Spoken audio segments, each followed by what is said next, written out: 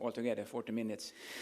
And before we hear Peter's presentation, I would just want to show you one thing here that makes even Peter's presentation maybe even more interesting, really.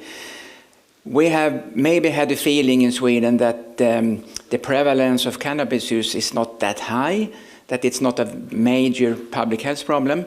But now, just presented in Addiction a few days ago, colleagues to me and to Peter, Philip Andersson, Mats Ramseth, etc., they used a direct traditional method to estimate the prevalence, 12 months prevalence in the past 30 days. And they also use an indirect, a non-sensible method. I will not describe it. But if you look at the non-sensible method, the prevalence is twice. You have to multiply it by 2, or even 3.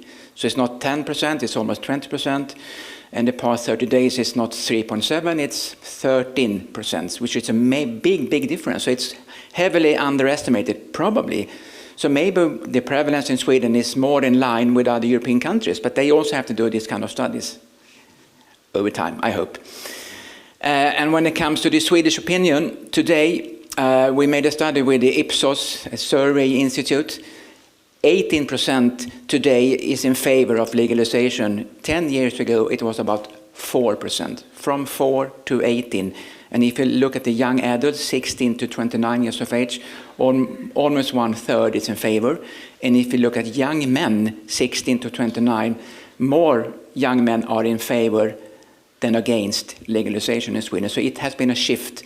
So it's important to hear more about the effects of cannabis use on the health. So please, Peter. Okay, thank you very much. We have a very loud sound. This sounds better. Okay, I hope it will improve. Okay, thank you for the introduction. And it's true that I have lived with cannabis and schizophrenia for 30 years. So I will say a few words about that and the conscript study. And it's not easy to talk about cannabis after birth of Madras. But I would take a slightly different perspective. It's more European perspective. And of course, the findings I will present is not from these very high levels of cannabis use and the effects of children being intoxicated by taking these edibles, etc., but a little more traditional view on this. For those of you who want more reading, there are a few sources available on the internet. I and some colleagues did this review in Swedish a few years ago. Harmless Recreation or Dangerous Drugs. It's a summary of knowledge. I was involved in the WHO committee on the effects of cannabis on health and social effects. It was actually driven by Swedish persons related to the WHO Europe. So that was also a very comprehensive work done by different international researchers. But at the same time, it's about 4 or 5 years ago, came another study which was interesting. It's from the National Academies in the United States. It says Washington here. It's also a very comprehensive literature review.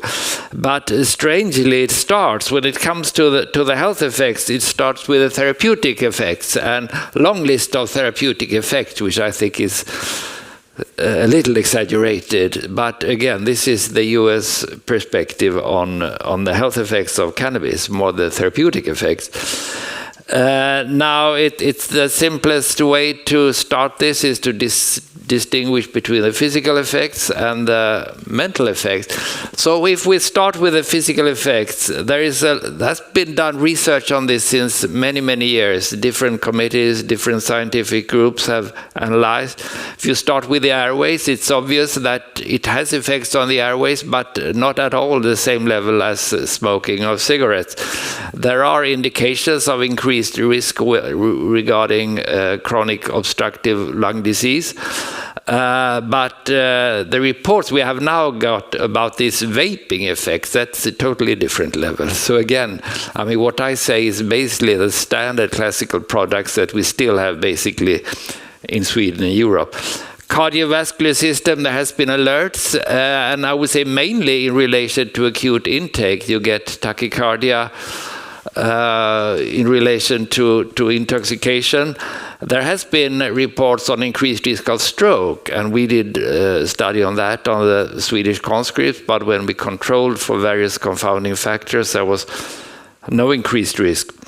We have also done risk, and I do not go into detail, but we did a study on lung cancer with a Swedish conscript. There was a slightly increased risk, but that is somewhat debated. We did try as good as we can control for smoking, but when you analyze the effect of cannabis in the traditional intake, it is difficult to disentangle for the effect of smoking nicotine products, but we found a slightly increased risk. More interesting is actually testicular cancer, because that is not smoking related, not cigarette smoking related. So we did find a small increased risk of testicular cancer among heavy users of cannabis. Pregnancy, birth of matter, said there were strong effects. Now, in my literature review, there are effects on premature birth, lower size of the children, of the newborn. But again, most studies have concluded that's to a large extent effect of other social factors, alcohol consumption, etc. So I would say that the most serious effects that we observe are, among physical effects, are accidents, injuries, and hyperemesis. I would come back to that. So there are many studies on road accident and after cannabis use, and here it was a French study a number of years ago. They measured the THC levels after injury in the driver, and you see that with increased level of THC in the blood, there was an increased risk of fatal car crashes. Another study looked at not only cannabis in the blood. Is there a pointer in this one? No. But what you see on the left side of the table, you have those who had only alcohol in the blood, those had only THC in the blood, and those who had a combination of alcohol and THC, and then other drugs, morphine and benzodiazepines. And there was a fourfold increase of traffic injury among those with only alcohol in the blood. There was a 2.5-fold increase in those who had THC only. But a number of persons had both alcohol and THC. And I think this is something we should keep in mind, that people talk about either alcohol or cannabis, and everybody concludes then that for physical effects, alcohol is more dangerous. But quite a few persons have both alcohol and cannabis. And in this case, this was the worst outcome besides morphine. And if we look at the effect now that Martha showed from the states that have legalized, what you see most prominently, I would say, is the increase in traffic deaths. So this is from Colorado and this Rocky Mountain high-intensity drug trafficking area. They have a research group who have been following rather closely what is the effects of legalization. And what is interesting is that the increase starts before the legalization. And this you see also when we have changes in regulation regarding alcohol, for example. Just the fact that you start to talk about it, the debate, that drives an increase in use. So then when you legalize it, the rise has already started. So this is, I think, a general effect in drug and alcohol policy.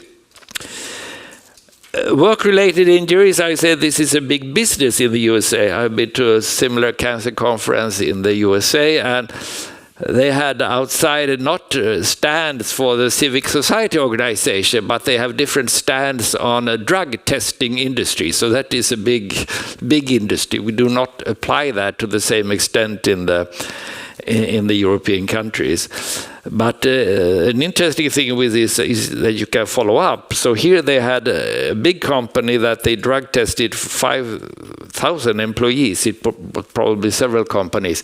And they followed up the effects among those persons who were tested positive. And you see, marijuana test, they had several sort of effects: increased risk of accident, increased risk of injuries at the workplace, discipline, whatever measure they took, I don't know, absence from work, and of course cocaine was even higher, and also, but cannabis or marijuana, which is considered a very weak drug now according to Bertha Madras, that was the same level of harm as the other types of drugs. So that is about physical effects. Another physical effect that has come to attention recently, and now when you open some medical journals, you see these reports of hyperemesis, that is vomiting. Vomiting, that's not dangerous. That can happen to everyone if you have eaten not appropriate food. But this is incessant vomiting. You days, weeks it can go on. So people go to emergency care. And you usually do not die from it, but you can get severely dehydrated because you lose your fluid. So there has been an increased risk of emergency visits, increased in Colorado, and you have the same effects in hyperemesis. And what was interesting here is in the table you find it was pre-COVID, pre-legalization, pre-COVID, post-legalization, post-COVID, post-legalization. So there are two interesting time points in society. It was a pandemic and it was also legalization. And to some extent, they combine to increase the risk of intake and this hyperemesis symptom. Now I'll go over to the mental health effects, which I think are the main concern. And also here, I think it's good to distinguish acute and chronic effects. Now, if you have the intake, and that can be days, weeks, but if a symptom, if a problem persists months, even years, you call it a chronic effect. And obviously, the immediate, the acute effect, the immediate effects have been recognized since they are easy to observe. But the long-term effect, that's more difficult to assess because you have to give the diagnosis, you have to understand the link between cannabis intake and then chronic effects. It has been difficult with all types of association between smoking and lung cancer or whatever, and it takes some time to really find the evidence. If we start with acute effects, there's a lot of effects: anxiety, panic attacks, and of course with the experiences you have, for most cases it's for most people pleasurable effect. But for some people it can be very frightening, and it's called the Swedish snedtändning ibland. You just get very frightened. Depression. Psychosis, a brief psychosis, and you can philosophically say that the psychosis effect, an effect of perceiving something else. You see Donald Duck or famous persons just standing in front of you. I mean, it's a psychotic experience. That's why you take the drug. That's the desired effect. But when it becomes too strange and stays on for not only hours but days, that is more frightening. But that is an immediate acute effect. These can come to mania, manic reactions, and there is a lot of discussions whether some of these terrorist attacks, the car in Drottninggatan in Nice and so forth, there are anecdotes that they were intoxicated by marijuana or cannabis, and it could have been the case, and there has been much debated. It's difficult to disentangle this from other things they may have taken or their personality and drive, etc. But I have also researchers who had found that the number of cases of suicide, especially suicide jumping from a window, they had marijuana in the blood. But again, that was sort of uncontrolled studies and few cases. But impulse acts, it's clear that they can occur. And I would like to go back to the early discoveries by a doctor who this was the first scientific description of sorry, I have it on my computer, but I have it here. There is not a single elementary manifestation of mental disorder that cannot be found in the mental changes caused by hashish, from simple manic excitement to friendship delirium, from the feeblest impulse to the most irresistible drive, the wildest delirium, etc.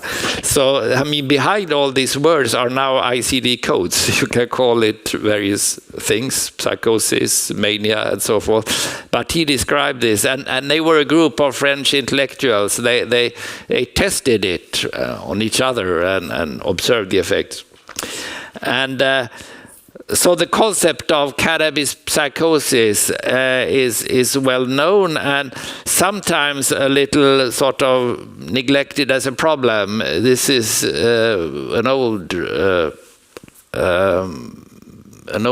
paper, but I illustrated it because if this person would have had schizophrenia, for example, I don't think they would publish it in that way. So I think this is just an example how we think that, okay, you take a joint and get a psychosis, that is like getting a cold or something like that. But I will come back to the fact that the psychosis can be more serious. So long-term effects. When I was young, many people talk about that was in the 60s, 70s generation. People smoked a lot of cannabis, and there was very much talk about this amotivational syndrome. People lost their drives, their interest in food and sex and normal activities. They dropped out of school. Now, nowadays, this is not called a syndrome. It's not usually considered as a psychiatric disease, but it's probably just an effect of continuous drug use. You get passive. But what is more serious is findings now reduced cognitive function, psychosis and schizophrenia. So I will go through these. The findings of cognitive function came mainly actually and first from New Zealand with a very well-researched birth cohort, all born in 72, 73 in Dunedin, New Zealand, and they analyzed them several years, and they found that those with a diagnosis of cannabis use disorder, if they have cannabis use, they had poorer, and these were measures of cognitive function, and it's sort of reduced cognitive function the more in higher ages, in the teenagers, the more diagnosis they had during these follow-up time. And a similar finding was from another New Zealand cohort who concluded that the results indicate that cannabis adversely affects the developing brain and reinforce concerns regarding the impact of early exposure. Now, it is, I would just like to mention, because I have been criticized when saying this, that these effects disappeared after some time if they discontinue use. And I have not been involved in this research, but I think it's still concerning that they did find this effects of reduced cognitive function, and they are presented in very good journals. What I have worked more with is the effect of chronic psychosis and schizophrenia, as Håkan mentioned in the beginning. The problems here, again, as I mentioned, it's difficult to assess long-term effects because schizophrenia still has a low incidence, although it's high prevalence because it's a chronic disease. But the diagnoses are not always made accurately. Before, everyone was admitted to a hospital if you had serious psychosis. Now they are often treated in outpatient care. And we also had a bi-directional cause. It is clear that persons who have mental illness and psychosis, they may tend to use cannabis. I don't like the term self-medications. I don't think that's such a conscientious behavior, but the effect is there, probably because they tend to fall into circles where many use cannabis. They tend to fall in homelessness, for example. They live in shelters sometimes where other people use drugs. And then of course there are other contributing factors, heredity, social factors, etc. So just a few words about this conscript study. It was Sven Andreasson and myself and a few others, 50,000 men who were examined for military service, military training. And there was a very extensive questionnaire on smoking, alcohol, drug use, etc. So we followed them in healthcare registers. The first follow-up was published already in '87. I'm that old. So by then we had followed them for up to their 30 to 33 years of age. So, but that's also the age where you get the most cases of schizophrenia. And you see it was a very nice dose-response effect. More cases of schizophrenia, the more cannabis they reported that they had used at this 80, 90 years examination. And again, there are confounding factors. I will not mention all, but then when we had control statistically for alcohol, other drug use, for poor home environment, social conditions, there was still an increasing gradient of schizophrenia with increasing level of use, threefold increased risk.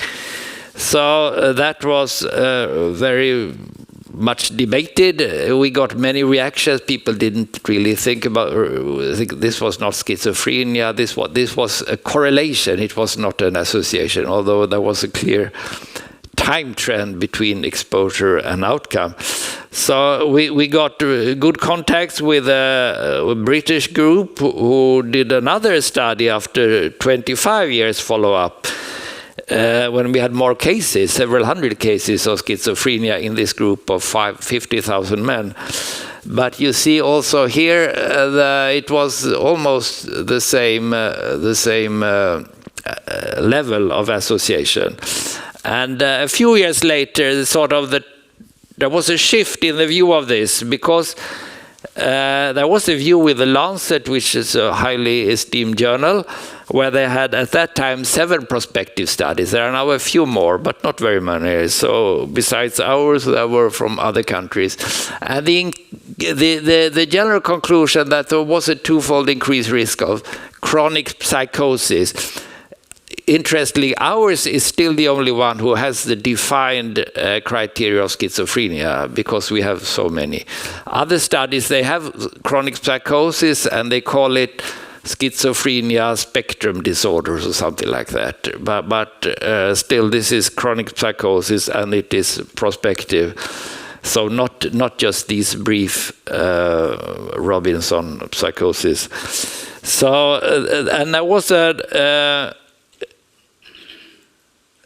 editorial at that time, and no, they end this article by saying that there's sufficient evidence to warn young people using cannabis can increase the risk of developing a psychosis illness later in life, which is important, not only the immediate effect.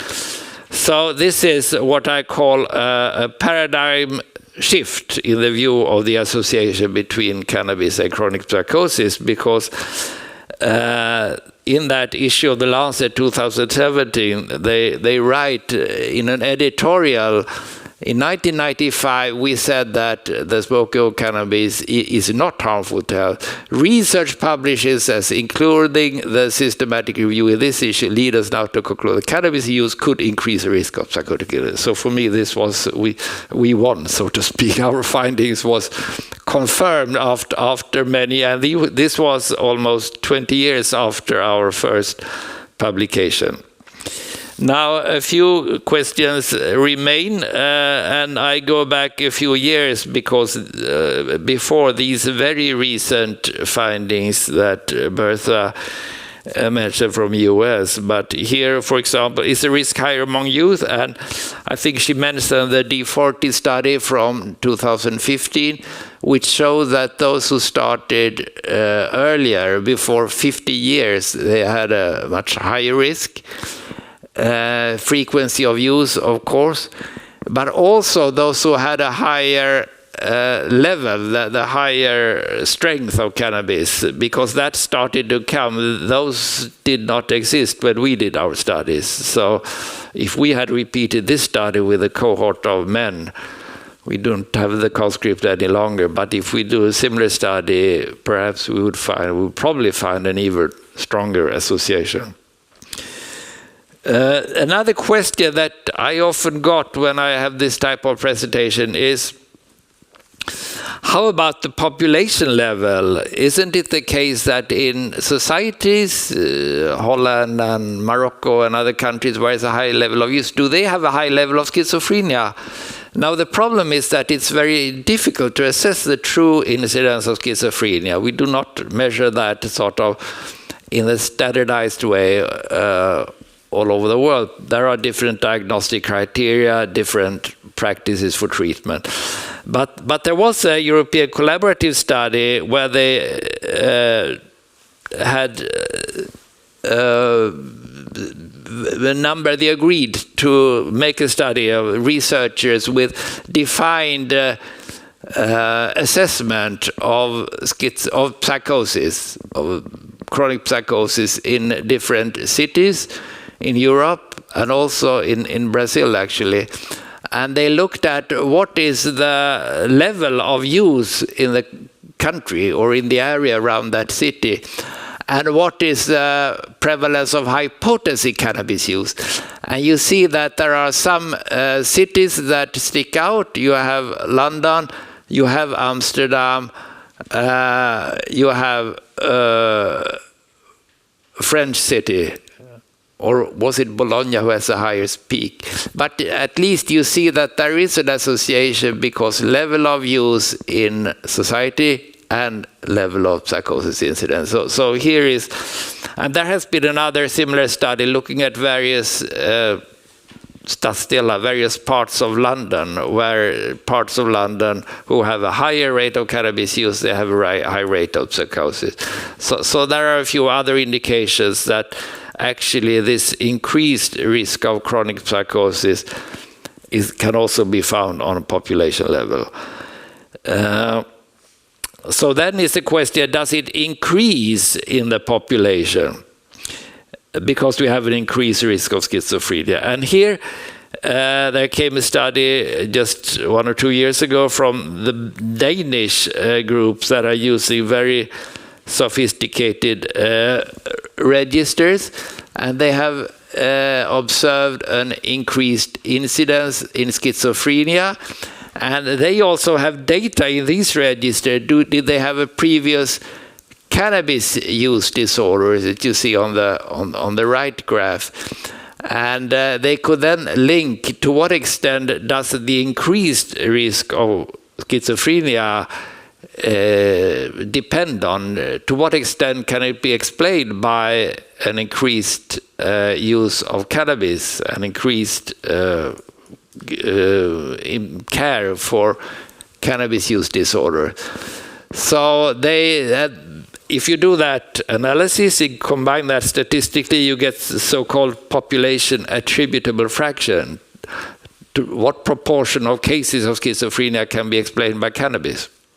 That is a definition. And that has increased over the year. So that is also a response to that question. Is there a variation in schizophrenia incidence depending on the rate of cannabis, level of cannabis use in the population? So there, I think we have an increasing evidence of this cannabis psychosis association. Some people still say that this is not an association, this is a correlation. It's very strange. And I witnessed that when we submitted one of our latest studies just half a year ago about cannabis. We did another follow-up when we looked closer at medical records. And then we formulated that it's well known now that cannabis is a cause of psychosis, but they say that you have to be careful when you write this. It's an association, it's perhaps not a causal association. Now, I ask you who's sitting here, does smoking cause lung cancer? Does everybody who smokes get lung cancer? Can you get lung cancer without smoking? Yes. Does everybody who get infected by COVID get the full disease, COVID-19? No.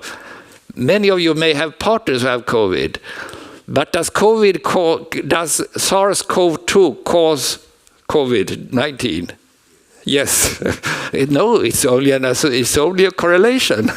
It's a correlation, yes. Virus.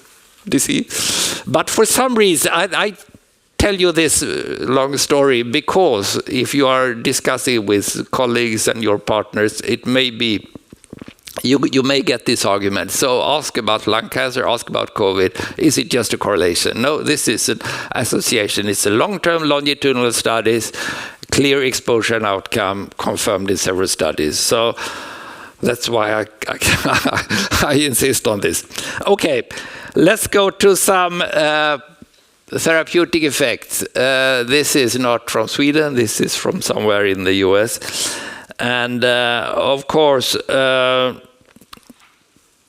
many narcotic drugs have therapeutic effects, and that was said this morning. But you heard that from UNODS. So that if there is a therapeutic effect, it should of course be used as a therapeutic measures. So I will just mention in a few words, not many minutes on this.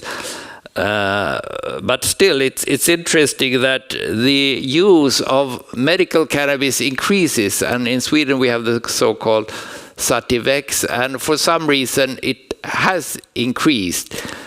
In spite of the fact that the scientific evidence is weak, it says.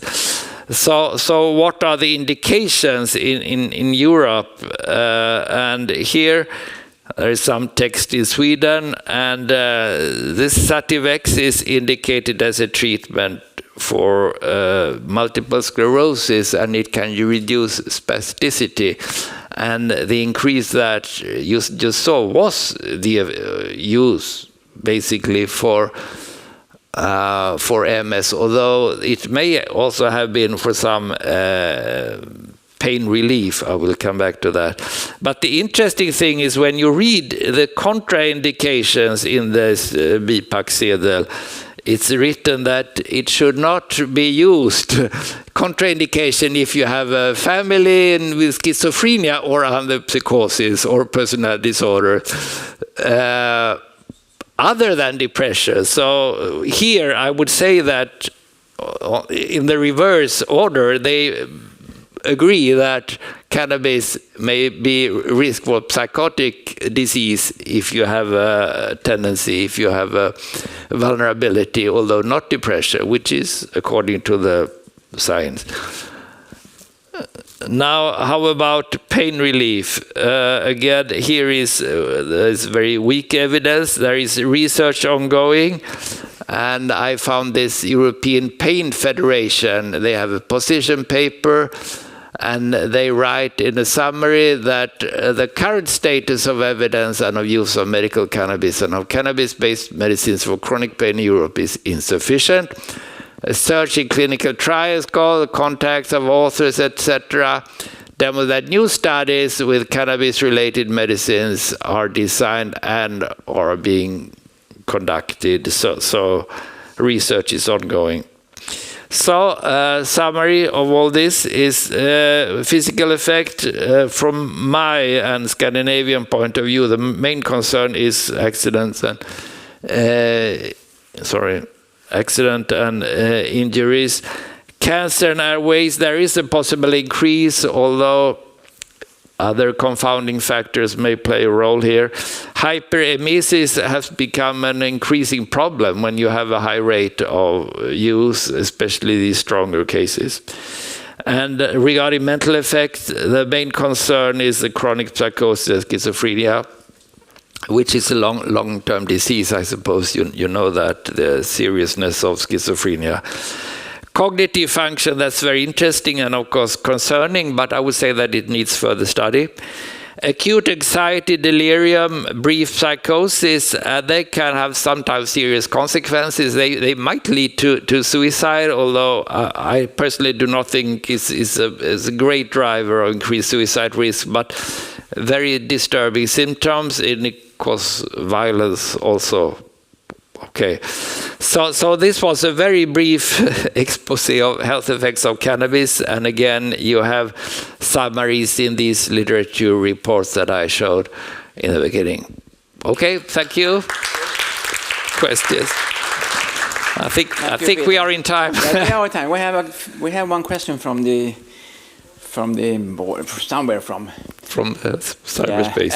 Have you noticed that if there are any kind of influence from the cannabis industry on the research on cannabis and yes, definitely the health effects, but they want to show we got a lot of criticism, and every time there is a lecture that there is some, but I don't think that's an industry. That is the cannabis sort of users. That's a very cannabis lobby. Yeah. But they are lobbied by the industry. I have not perceived that. I get a lot of reactions that coming from ordinary people saying, I use it, I need it for my pain, etc. And I have understood from lectures, for example, Staffan Hübinette, who will present yesterday, that these persons who are a lobby and from whom I get reactions, they are also sponsored or helped by the industry. That's I have understood that. And I have one question. You have been very much involved in the global bird of the sea work, not the least in Sweden, but also internationally in several studies. If we were to look forward in Sweden and say that we would have an increase in the cannabis use by a factor of 2, a doubling, what would be the burden of disease there? How would it change? I have discussed with them, and let's say that schizophrenia, all these studies, and I didn't mention it, but they calculate the attributable risk to 12% of cases, 10 to 12% of cases can be explained by cannabis. Now, you can say that that's a very small fraction, but on the other hand, there is no genetic or other effect that explains schizophrenia, and it's a very serious disease. So can we save 12% of cases? It would be very good. It would be a revolution in the care of psychosis, but the burden of disease people, they don't say it's not really enough. But I think that will change. But they have not yet considered schizophrenia as sort of major issue of cannabis. But I have worked with them on this and think that they have to review this. It's more serious than they are very much in the US. I mean, the real drug epidemic in the US is the opioid epidemic. People die every day in the US from opioid overdose. So I think that they think that this cannabis, which is a little strange because cannabis also can sort of increase the move into opioid use. So this is really serious problems in the US, many countries in the world. Okay. Thank you, Peter. This is a gift from us to you and from you to very UNICEF. Good. Thank you. Welcome. Thank you. And this is only for you. Thank you. Tack. Good.